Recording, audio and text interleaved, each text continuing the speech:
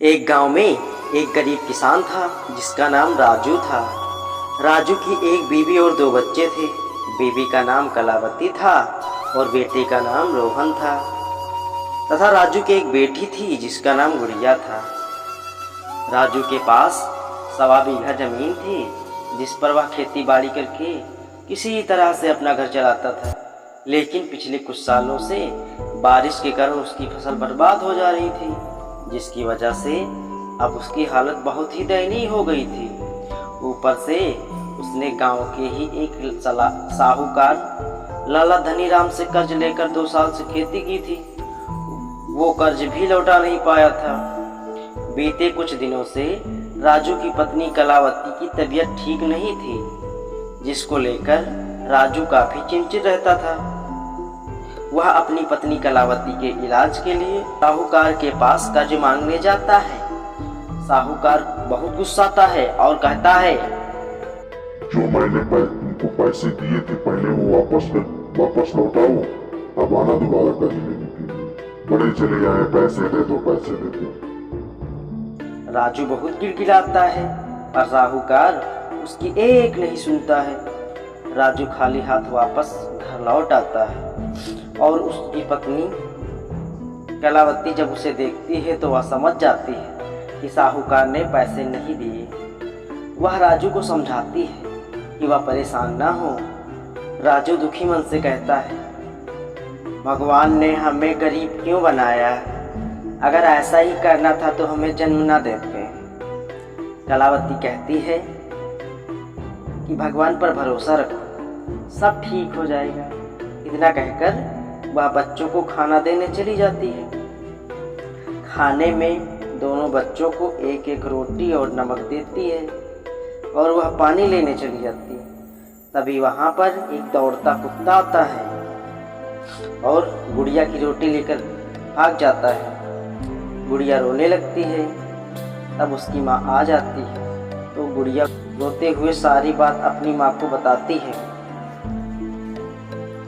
कलावती गुड़िया को चुप कराती है और रोहन से कहती है, बेटा आधी रोटी अपनी बहन को दे दो, कल से मैं तुम दोनों को 2-2 रोटियां दूंगी। रोहन अपनी रोटी से आधी रोटी तोड़कर गुड़िया को दे देता है और दोनों नमक रोटी खाने लगते हैं। यह सब देखकर कलावती मन ही मन बहुत दुख होती है। फिर वह राजू के पास 1 गिलास पानी और बची हुई आधी सूखी रोटी और नमक लेकर जाती है और राजू से खाना खाने के लिए बोलती है। राजू उसे कहता है, पता नहीं क्यों भगवान हम गरीबों को ही हमेशा क्यों दुख दे, पता नहीं भोलेनाथ अपनी कृपा मुझ पर कब करेंगे। फिर कलावती उसे समझाती है।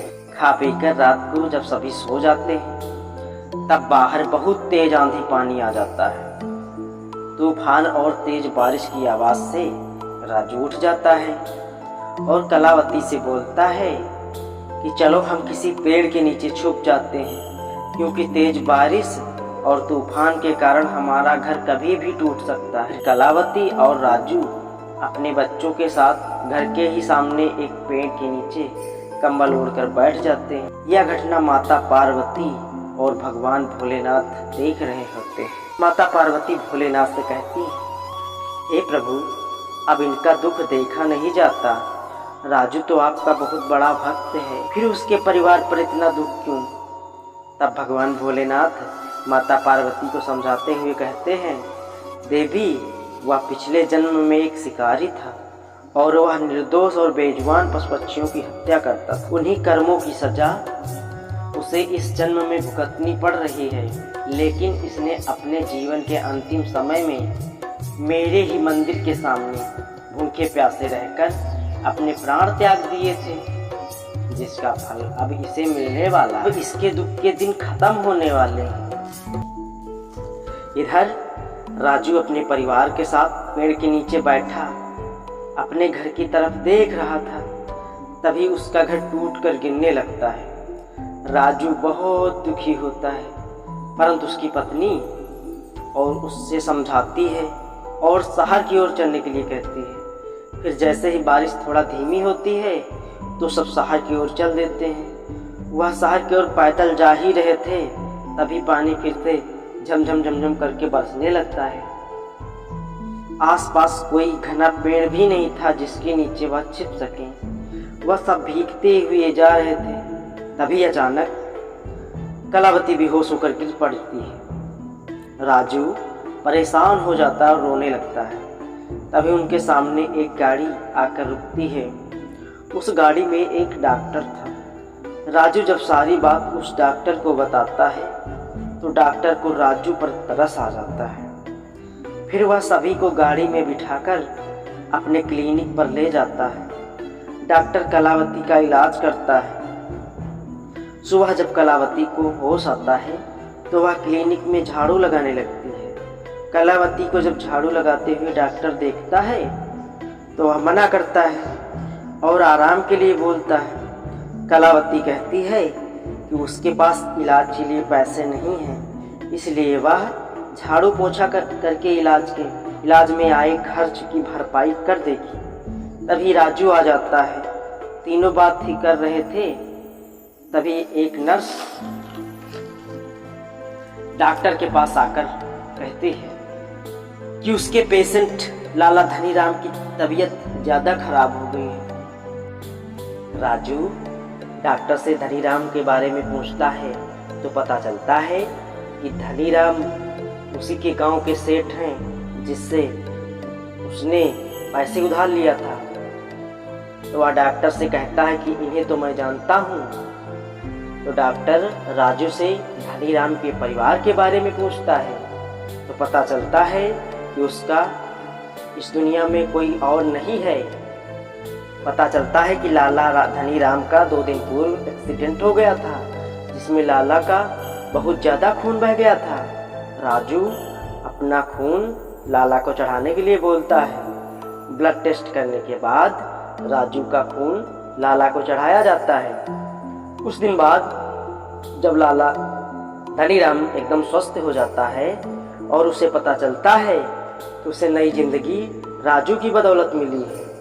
वह राजू से मिलने जाता है तो राजू को लगता है कि लाला धनीराम उसे पैसे मांगने आ रहा है। राजू लाला धनीराम से कहता है, सेठ जी मुझे थोड़े और समय की मोहलत दीजिए, मैं शहर जा रहा हूँ, कुछ ही समय में मैं आपकी पाई चुका दूंगा।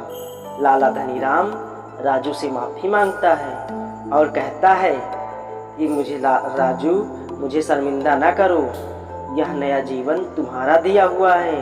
अब तुम मेरे नहीं बल्कि मैं तुम्हारा कर्जदार हूँ। अब तुम्हें कहीं जाने की आवश्यकता नहीं है।